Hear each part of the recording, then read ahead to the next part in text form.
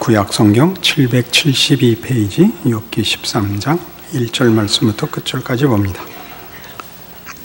나의 눈이 이것을 다 보았고 나의 귀가 이것을 듣고 깨달았느니라. 너희 아는 것을 나도 아노니 너희만 못하지 않으니라. 참으로 나는 전능자에게 말씀하려 하며 하나님과 변론하려 하노라. 너희는 거짓말을 지어내는 자여 다 쓸모없는 의원이니라. 너희가 참으로 잠잠하면 그것이 너희의 지혜일 것이니라. 너희는 나의 변론을 들으며 내 입술의 변명을 들어보라. 너희가 하나님을 위하여 불의를 말하려느냐? 그를 위하여 속임을 말하려느냐? 너희가 하나님의 낯을 따르려느냐? 그를 위하여 변론하려느냐? 하나님이 너희를 감찰하시면 좋겠느냐? 너희가 사람을 속임같이 그를 속이려느냐? 만일 너희가 몰래 낯을 따를진대 그가 반드시 책망하시리니 그의 존귀가 너희를 두렵게 하지 않겠으며 그의 두려움이 너희 위에 임하지 않겠느냐? 너희의 격언은 재 같은 속담이며 너희가 방어하는 것은 토성이니라. 너희는 잠잠하고 나를 버려두어 말하게 하라. 무슨 일이 닥치든지 내가 당하리라. 내가 어찌하여 내 살을 내 이로 물고 내 생명을 내 손에 두겠느냐? 그가 나를 죽이시리니 내가 희망이 없노라. 그러나 그의 앞에서 내 행위를 아뢰리라. 경건하지 않은 자는 그 앞에 이르지 못하나니 이것이 나의 구원이 되리라. 너희들은 내 말을 분명히 들으라. 내가 너희에게 알려줄 것이 있느니라. 보라, 내가 내 사정을 진술하였거니와 내가 정의롭다함을 얻을 줄 아노라. 나와 변론할 자가 누구이냐? 누구이랴? 그러면 내가 잠잠하고 기운이 끊어지리라. 오직 내게 이 두 가지 일을 행하지 마옵소서. 그리하시면 내가 주의 얼굴을 피하여 숨지 아니하오리니 곧 주의 손을 내게 대지 마시오며 주의 위엄으로 나를 두렵게 하지 마실 것이니이다. 그리하시고 주는 나를 부르소서. 내가 대답하리이다. 혹 내가 말씀하게 하옵시고 주는 내게 대답하옵소서. 나의 죄악이 얼마나 많으니까 나의 허물과 죄를 내게 알게 하옵소서. 주께서 어찌하여 얼굴을 가리시고 나를 주의 원수로 여기시나이까? 주께서 어찌하여 날리는 낙엽을 놀라게 하시며 마른 검부를 뒤쫓으시나이까? 주께서 나를 대적하사 괴로운 일들을 기록하시며 내가 젊었을 때 지은 죄를 내가 받게 하시오며 내 발을 착고에 채우시며 나의 모든 길을 살피사 내 발자취를 점검하시나이다. 나는 썩은 물건의 낡아짐 같으며 좀먹은 의복 같으니이다. 12장에서 소발의 권면에 대하여 욥의 대답이 나오죠. 소발의 충고 또는 꾸중 또는 권면은 하나님은 신비하시다. 그러니 네가 하나님께 대들지 말고 하나님의 뜻인 줄 알고 잘 견뎌라. 그러면 네가 복을 받을 것이라. 욥이 하나님이 신비하다는 건 나도 안다. 그러면서 12장에서 여러 가지 예를 들었습니다. 그 예들은 다 뭐냐면 우리 잘 아는 인생무상입니다. 권력자가 나중에 치욕을 당하고 성공하여 남을 충고하던 자가 도리어 수치를 당하고 잘된 줄 큰 소리 쳤던 것이 오히려 올무가 되고 하는 일을 인생에서 얼마든지 봤다. 우리는 할 말이 없다. 하나님이 왜 그렇게 하시는지 우리는 다 이해하거나 다 납득할 수 없다. 그러나 그 어떤 일도 하나님의 허락과 뜻을 벗어나서 일어나는 일은 없다. 그러니 우리가 모든 것을 이해할 수 있다고 얘기할 수 없다. 우리가 하나님을 다 안다고 얘기할 수 없다. 그러니까 13장 1절이 나의 눈이 이것을 다 보았고 나의 귀가 이것을 듣고 깨달았느니라 라는 얘기가 그겁니다. 나도 인생을 다 이해한다고 말할 수 없다. 내가 어떻게 하나님을 다 안다고 얘기하겠느냐. 그러나 너희가 지금 얘기하는 것은 다르다. 그게 이제 오늘 중요한 내용입니다. 4절부터 나오는 너희는 거짓말을 지어내는 자여 다 쓸모없는 의원이니라. 너희가 참으로 잠잠하면 그것이 너희의 지혜일 것이니라. 너희는 나의 변론을 들으며 내 입술의 변명을 들어보라. 너희가 하나님을 위하여 불의를 말하려느냐? 그를 위하여 속임을 말하려느냐? 너희가 하나님의 낯을 따르려느냐? 그를 위하여 변론하려느냐? 낯을 따른다는 것은 그 앞에서 아첨 떠는 것, 그때 입맛을 맞춰주는 것으로 때우려느냐 그런 뜻입니다. 하나님이 너희를 감찰하시면 좋겠느냐? 너희가 사람을 속임같이 그를 속이려느냐? 이 내용들은 전부 무슨 말이냐 하면, 지금 너희는 하나님의 뜻을 나에게 가르치고 하나님이 무엇을 목적하시는지 우리가 어떻게 해야 되는지라는 좋은 명분을 말하고 있지만, 실제로는 너희는 너희가 아는 것에 나를 끌어들여서 나를 잠잠하게 해서 너희가 좋고 하나님의 체면을 세우는 것으로 이 일을 덮으려고 한다, 그런 뜻입니다.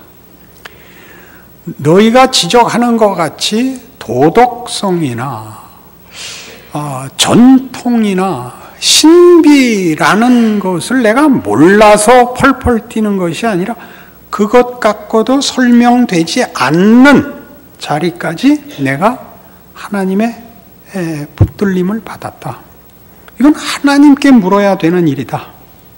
그런데 너희는 하나님이 나를 끌어낸 그 자리로 나를 끌어넣어서 너희 편하고 하나님도 변명해 주는 것 같이 이 일을 덮으려고 한다. 이게 중요한 이제 논쟁이 됩니다. 이게 무슨 뜻일까요?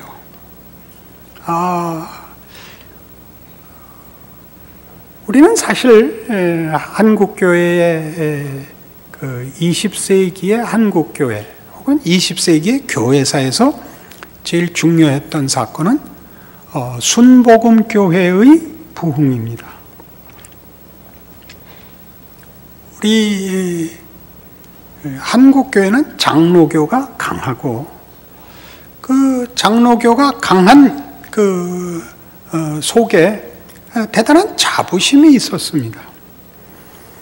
그런데 순복음교회가 그냥 폭탄이 터지듯이 이렇게 크게 성장하고 힘을 쓰고 하나님이 축복하시자 자존심이 상하고 시기가 나서 처음에 다 순복음을 이단으로 몰았습니다.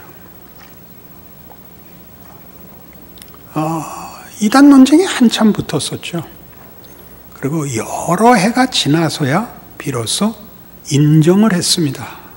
뭘 인정했는지 아십니까? 한국교회만이 아니라 교회사적으로 20세기의 가장 중요한 운동, 순복음교회의 부흥입니다. 뭘 배웠느냐? 하나님은 장로교보다 크다. 그거 배우는데 한 세기를 보냈습니다. 하나님은 우리가 알고 있는 방식으로만 일하시지 않는다를 배웠습니다. 로이드 존스 목사님이 성령 세례에 대해서 쓴 글이 있습니다. 거기 서문에 기가 막힌 고백을 합니다. 로이드 존스 목사님은 극보수파 중에 한 사람입니다. 그래서 이런 신비주의나 이런 일에 대해서 반대 입장이 있을 것 같은데 그렇지 않았습니다. 이렇게 말을 했죠. 우리 장로교는 쉽게 얘기하면 우리식으로 얘기하면 우리 장로교는 우리 장로교라 그래야 이해가 되니까 이게 이제 우리 보수 진영은 생명력이 없어지지 않았냐? 재미없는 교리만 남지 않았냐? 그리고 너희 순복음 너희들은 사실 내용이 없지 않냐? 그러니까 서로 싸우지 말고 서로가 서로의 도움을 입자. 이렇게 썼어요. 겸손하고 솔직한 고백입니다. 지금 경우가 똑같습니다. 욥은 자기가 당하고 있는 것이 무엇인지를 모릅니다. 욥이 하는 얘기가 이 친구들에게 그렇습니다. 너희가 아는 것으로 붙들어오면서 너희의 정당함을 확인하여 쉽게 넘어가려고 하지 마라. 이 싸움은 그거보다 크다. 그렇게 얘기하는 겁니다. 하나님이 나에게 듣도 보도 못한 일을 하고 계시다. 그러니 하나님께 물어볼 수밖에 없다. 우리가 알고 있었던 것으로는 설명이 되지 않는다. 이게 왜 일어났는지, 무슨 목적인지, 하나님 어찌 하시려는 것인지 하나님께 물을 수밖에 없다. 이렇게 된 것입니다. 우리가 신앙생활을 해보면 많은 그 신앙에 대한 도움을 받을 무기들이 있습니다. 성경이 있고, 기도가 있고, 교회가 있고, 유산이 있습니다. 그러나 따지고 보면 각 개인은 자기가 겪는 경험이 유일한 것입니다. 내용으로 따져 들어가면 다 공통된 어떤 내용에 관한 것이겠지만 나타나는 현상은, 나타나는 모습과 겪는 경험은 세상 역사, 온 인류를 통틀어 나라는 독특한 개인에게 독특한 경우 속에서 독특한 모습으로 주어지는 것입니다. 옆에서 나도 알아 라고 얘기하는 것이 제일 듣기 싫습니다. 결국은 같은 얘기일 겁니다. 하나님에 관한 이해, 하나님이 우리를 다루시는 신실함, 이것이 가장 공통된 핵심 내용들일 것입니다만은 겪을 때는 그 사건이 다 다릅니다.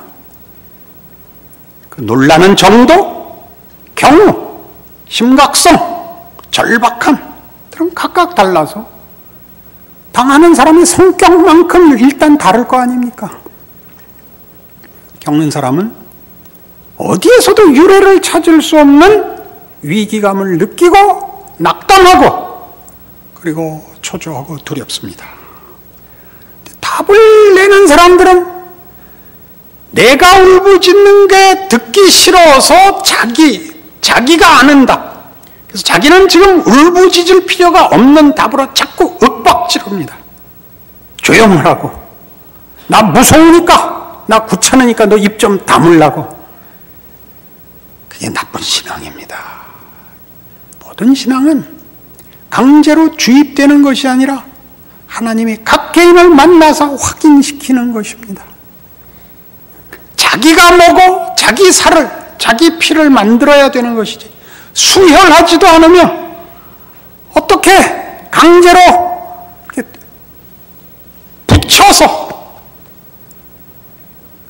붙여서 만들 수 있는 것들이 아닙니다. 먹어서 소화시켜 훈련하여 자기 것으로 만들어야 되는 것입니다. 그래서 존중하고 기다려줘야 됩니다. 모든 경우에 그렇습니다. 교회 안에서 제일 골치 아픈 사람은 그래서 언제나 이 세 친구입니다. 다 안다고 생각하고 성급한 답을 강요하는 것이 제일 어렵습니다. 기다려주지 못합니다. 기다려주는 것이 사랑이라고 성경은 얘기합니다. 사랑은 오랜 고통입니다. 그 고통을 우리는 잘못을 견디는 것이라고 생각하십니까? 아닙니다. 한 사람이 완성하도록 기다리는 부모의 마음이라고 이해하셔야 됩니다. 밥 많이 먹여서 하루에 한 살씩 키울 수는 없습니다. 그것이 하나님이 일하시는 방법이고 욥에게 지금 찾아온 현실입니다. 욥은 이게 뭔지 알 수가 없습니다.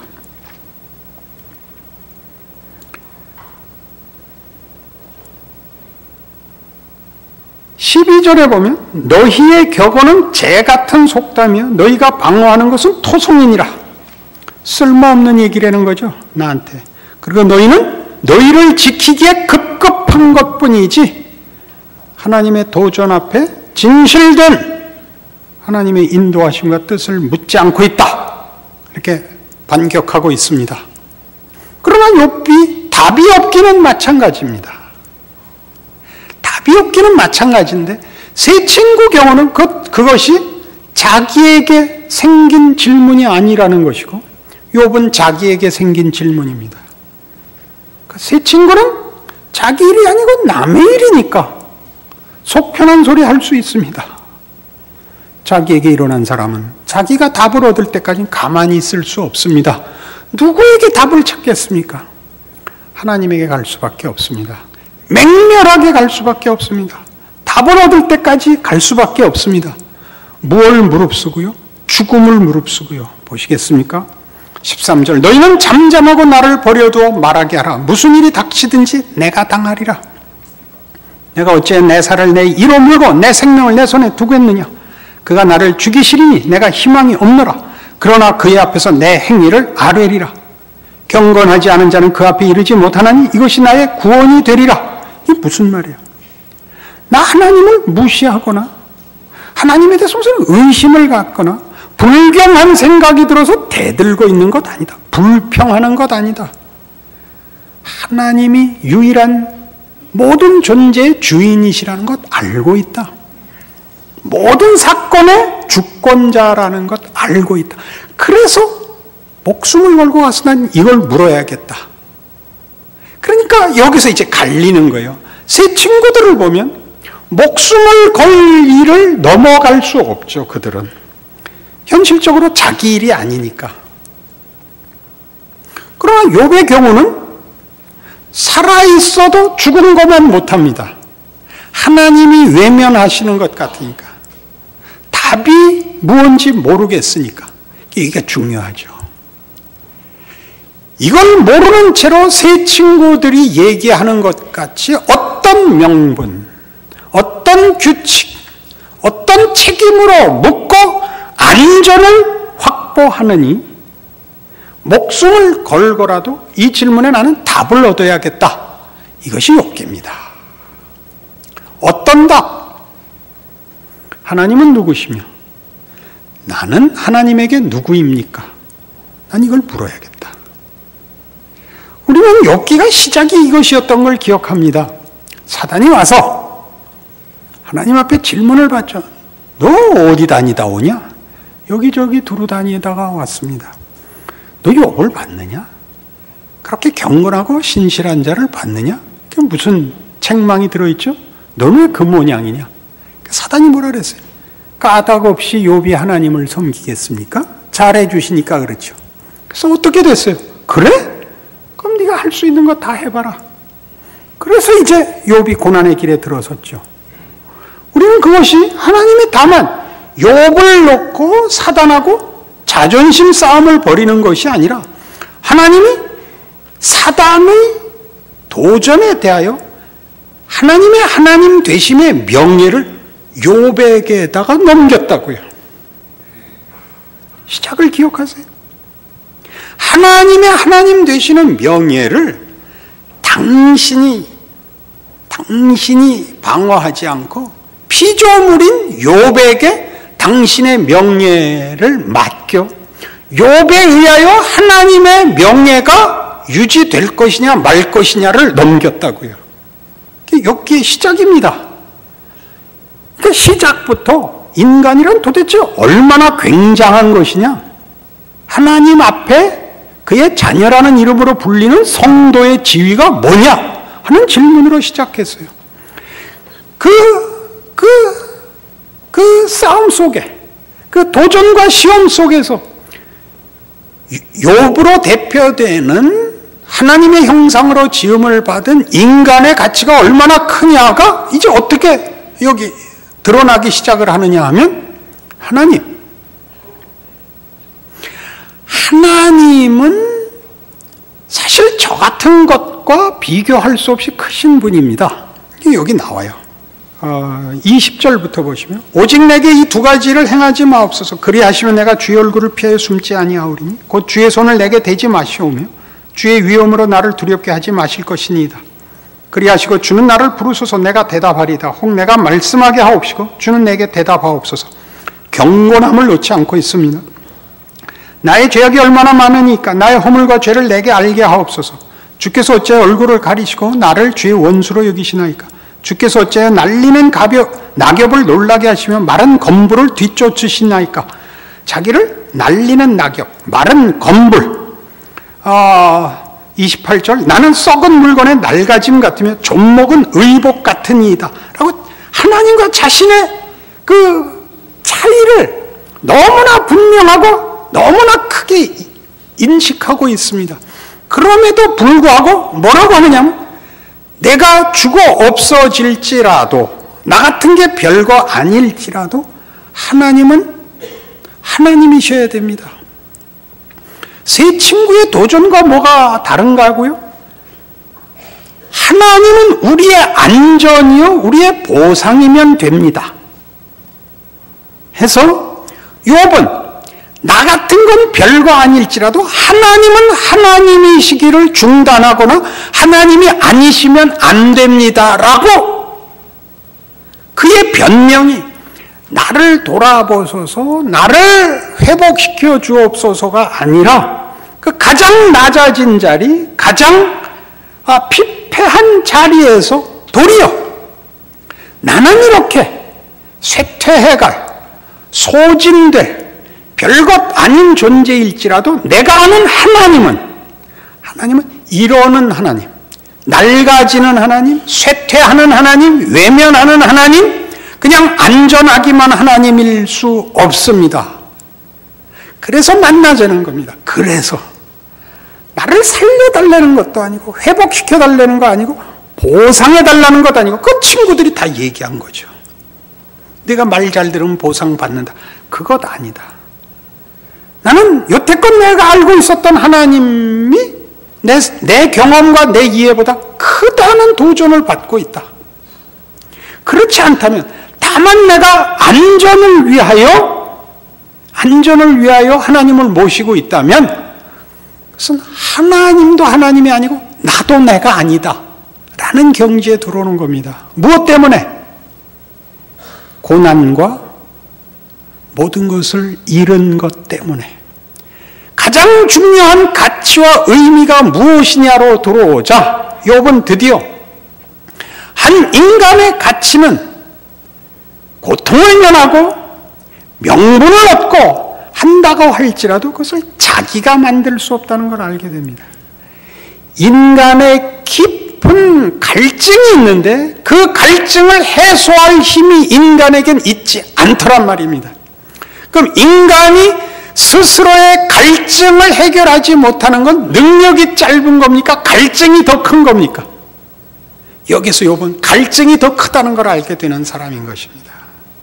그 갈증이 결국 이 갈증을 해결할 하나님이 아니 계시다면, 하나님이 그 갈증을 해결하는 하나님이 아니시라면 우리는 존재한들 무가치합니다 로 나오는 것입니다.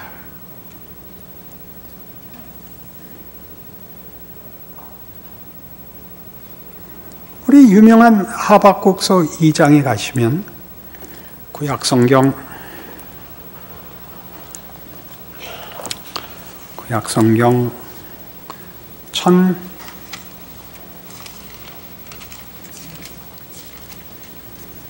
1302페이지입니다.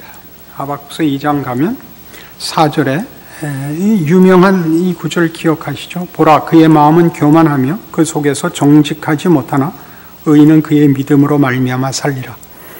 하박국 선지자는 이제 그 이스라엘의 멸망을 목전에 두고 있는 때의 선지자입니다.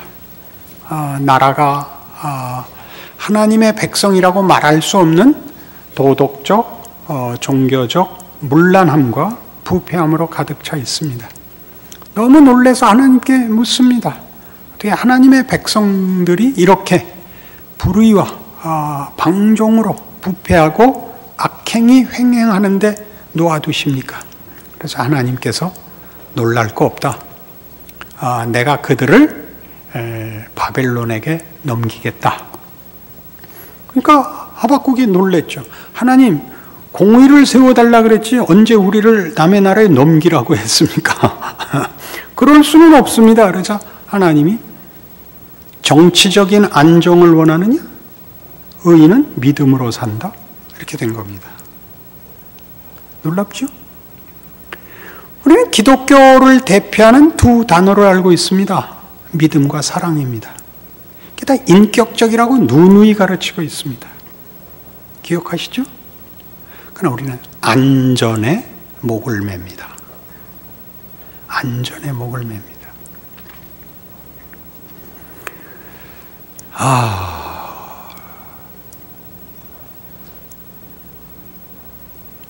김혜자 씨가 제 나이 들어서 옛날 같이 많은 주인공 노릇으로도 이제 못 나오고, 이제 나이 들고 외롭게 되신 시점에서 그 아프리카 어린이들을 돕는 일을 하게 되었습니다. 그래서 그 동영상에 얼마나 불쌍하게들 살고 우리가 조금만 도와도 얼마나 큰 일을 할 수 있는가를 그 간증 겸 호소하기 위해서 나온 그 동영상이 있습니다. 후렴처럼 그 이야기 속에 후렴처럼 이 말이 들어갑니다. 인생 별거 아니에요. 그 앞뒤 없이 들으면 이 사람이 다 같이 죽자는 건가 지금, 그렇게 그냥 그 좋은 얘기 호소하러 나왔어요. 안타까운 얘기. 근데 중간중간 후렴같이 인생 별거 아니에요. 인생 별거 아니에요. 계속 그러셨어요.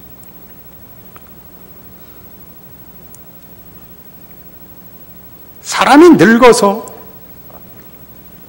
늙으면요 건강할 수 없습니다. 늙었는데 건강하라는 거는 정신없는 소리예요. 늙은데 어떻게 건강해요? 늙으면 건강하지 않습니다. 내 앞에서 빌빌거리지 말라는 얘기로 들어야죠. 그게 그 말을 그대로 들으시면 어떻게 늙었는데 건강하겠어요? 늙으면 외로워요. 싱싱하지 않거든요. 그리고 잔소리를 하게 돼요. 우리 나이 든 사람끼리는 지혜라고 그러는데 젊은이들은 잔소리라 그래요. 그러니까 입 다물고 있는 게 최고래요. 그니 입 다물고야 어떻게 있겠어요. 고양 야구라도 얘기하고 감나무 보고도 얘기하고, 이제 그래서 이제 정신이 드디어 나가셨다 이렇게 되는 거죠. 그때쯤 되면 후렴같이 이 말을 알아요. 인생 별거 아니다를 알아요. 그래서 인간이 무가치 않다든가, 인간이 정말 별거 아니라는 뜻이 아니라 하나님이 인생에게 준 요 한 80년이라는 게 정말 짧아요. 정말 짧은데 그동안 뭘 배우게 하느냐 하면 인간이라는 것이 깊은 욕구가 있는데 그걸 스스로 만족시키거나 세상 것으로 때울 수 없다는 걸 알아요. 그걸 믿든 믿지 않든 다 알아요. 그래서 인생 별거 아니에요. 인생 별거 아니에요 그래요. 그러니까 우리는 사실 거기에 뭘 붙여야 되냐 하면 인간이란 하나님의 자녀예요. 그렇게 붙여야 되는 거예요. 근데 그렇게 말하면 정신 나간 사람 취급을 하니까 앞뒤 모르면 인생 별거 아니에요 그러는 말을 그냥 알아듣기 힘들듯이 예수 믿는 게 최고예요 이 말하면 저 또 광신자구나 그럴 텐데 실제로 그래요. 하나님 외에 인간을 인간답게 할 수 있는 게 없어요. 인간은 이 정도는 아니다를 다 알아요. 이렇게 별거 없이 끝나면 안 돼요. 그 해결을 우리의 능력에 갖고 있지 않아요. 그래야 하나님께 나아가서 물어야 돼요. 물어야 돼요. 만나달라 그래야 돼요. 우리는 어떻게 살아야 되고 나는 무엇이며 누구입니까? 라고 물어야 돼요. 그 얘기를 하는 거죠. 욥이 이제 드디어. 그래서 시작한 하나님이 당신의 명예를 우리 어깨에 턱 얹어 놓으신 것 같이 우리는 우리의 가치를 하나님의 손에 맡길 수밖에 없게 되는 겁니다. 맡기면 보상을 받거나 맡기면 평안하다든가 맡기면 해결이 되는 그런 것 아니고 하나님 없이 존재하고 하나님이 인정하지 않는 인생을 사는 것은 죽음만도 못합니다. 하나님 나를 놓아두시지 마십시오. 그러니까 하나님이 답하는 거예요. 그래 나는 안전책이 아니고 보상하는 원칙도 아니고 너희가 원하는 것을 주는 기계도 아니다. 나는 하나님이다. 그리고 너희는 내 자녀다. 의인은 믿음으로 산다. 그렇게 말씀하는 거예요. 믿음으로 산다는 건 얼마나 좋죠. 원칙으로 산다. 이해관계로 산다. 비교할 수 없잖아요. 오죽 우리들이 힘이 없으면 여러분 사회생활하면 가장 급한 게 뭐죠? 학연. 그다음에 또 뭐라 그래? 지연. 그걸로라도 묶어서 어떻게 해서든지 의지할 때를 찾는 거 아니에요. 응? 무슨 김씨 종친회, 이씨 종친회라도 해갖고 가서 비벼야 되는 거 아니에요. 하나님이 믿음으로 관계를 요구하신대요. 너무나 고맙죠. 의인은 믿음으로 산다. 그래서 요한복음 17장을 보세요. 하나님이 누구시냐? 우리에게 누구시냐? 요한복음 17장에서 예수님은 이렇게 증언하십니다. 요한복음 17장 1절입니다. 예수께서 이 말씀을 하시고 눈을 들어 하늘을 우러러 이르시되 아버지여 때가 이르렀사오니 아들을 영화롭게 하사 아들로 아버지를 영화롭게 하게 하옵소서. 아버지께서 아들에게 주신 모든 사람에게 영생을 주게 하시려고 만민을 다스리는 권세를 아들에게 주셨음이로소이다. 영생은 곧 유일하신 참 하나님과 그가 보내신 자 예수 그리스도를 아는 것이니이다. 자, 여기 잘 보세요. 1절에 있는 때가 이르렀사오니 아들을 영화롭게 하사 아들로 아버지를 영화롭게 하옵소서에 아들을 영화롭게 하옵소서가 뭘 것 같아요? 때가 이르렀사오니 아들을 영화롭게 하여 주시옵소서. 뭐예요? 십자가입니다. 당연히 십자가입니다. 그리하여 어떻게 하라고요? 아버지를 영화롭게 하게 하옵소서인데 그 얘기를 뭐와 연결하느냐면 전혀 같이 갈 수 없는 아버지께서 아들에게 주신 모든 사람에게 영생을 주게 하시려고 그것까지는 십자가와 연결이 되죠. 만민을 다스리는 권세를 아들에게 주셨음이로소이다. 만민을 다스리는 권세는 우리에게는 언제나 권력 아닙니까? 힘. 예수는 그 권세를 뭘로 집행한다는 거예요? 십자가로. 그 권세를 십자가로 집행한다는 거죠. 그러면서 영생이 뭐라고요? 유일하신 참 하나님과 그가 보내신 자 예수 그리스도를 아는 것입니다. 하나님이 누군지를 예수를 통해서 알지 못하면 전혀 알 수 없답니다. 하나님은 그 아들을 우리를 구원하기 위하여 우리를 다스리기 위하여 십자가에 매달아 당신의 영광을 증명하신 분입니다. 빌립보서 2장 5절 이하의 말씀 아닙니까? 이러므로 하나님이 그를 지극히 높여 모든 이름 위에 뛰어난 이름을 주사 모든 무릎을 그 앞에 꿇게 하시고 모든 입으로 그를 예수를 주라 시인하여 아버지께 영광을 돌리게 하셨느니라. 아닙니까? 욥의 고난은 뭘까요? 고난이란 뭘까요? 하나님의 영광이 자기 부정 속에서 만들어진다는 거죠. 자기 부정이란 뭐죠? 나를 위하여 상대를 잡아먹지 않고 남을 위하여 나를 내어주는 방식. 그것은 방법이자 성품인 것. 나는 섬기러 왔노라. 나는 종으로 왔노라.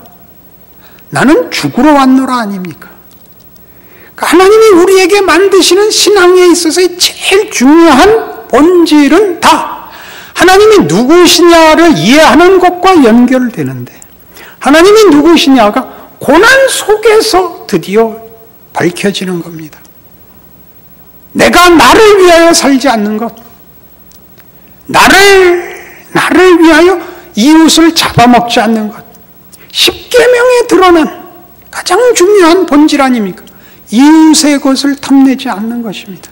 이웃을 잡아 나를 채우지 않는 것, 이게 십계명입니다. 가장 큰 계명이 뭐라고요? 하나님을 사랑하고 이웃을 사랑하는 것. 고난이 싫지요. 고난으로 들어가지 않고는 이 일은 훈련되지 않습니다. 제 아내가 욥기 설교하지 말라고 3번이나 저를 만류했습니다.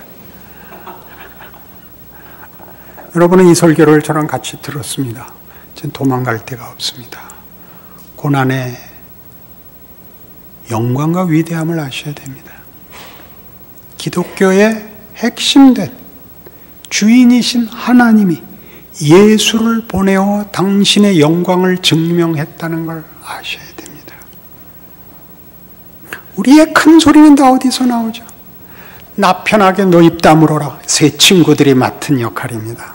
나 편하게 너 잘해라. 상대방 잘 되라고 그 말 하는 거 아니에요. 나 편하게 너 입 다물어라. 나 편하게 너 내 말 들어라. 너 나 속 시원하게 이렇게 해라. 그것을 교회에서는 신앙이라는 이름으로 갖다 걸죠. 자기가 죽어야 되는데 누구 잡자고 얘기하는 거 아닙니다. 왜 우리의 기독교 신앙 현실은 고단한가? 하나님이 사랑하시고 영광을 채우시기 위해서 유일한 길로 인도하시는 것입니다.